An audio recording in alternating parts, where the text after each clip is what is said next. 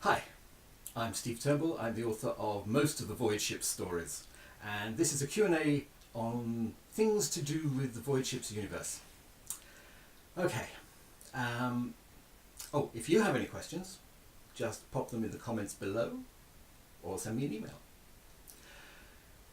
The first question is, why did I choose to have a variety of flying machines, as in a huge variety of flying machines, as opposed to just one or two, maybe a balloon, maybe something else? Okay, the answer to this is much longer than you might think.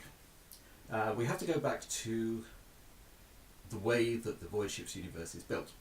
So basically, back in 1843, Sir Michael Faraday discovers the principle for the partial nullification of the effects of gravity.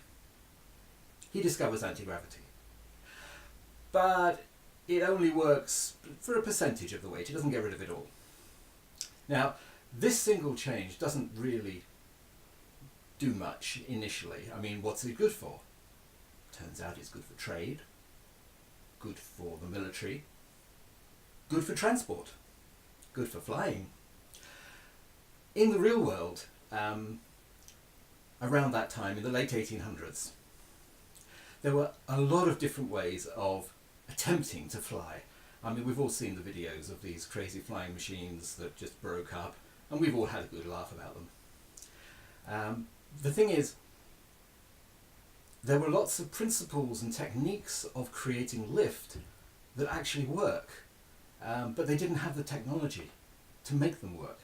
So in the end they ended up with balloons, fixed wing planes, because those are the only things they could build. Switch back to the Voidships universe and you've got a different situation, because if you can get rid of, say, 60% of the weight of your flying machine, suddenly all these other techniques, which could have worked but didn't, now can. So you can build an ornithopter that can fly. You can build, there's one particular trick which was this, there's a way of creating lift using rotating drums. People are actually doing that now. There are machines that fly that way. You can look them up. There'll be links. But in my universe, the Voidships universe, it does work. So there are flying machines using that technique.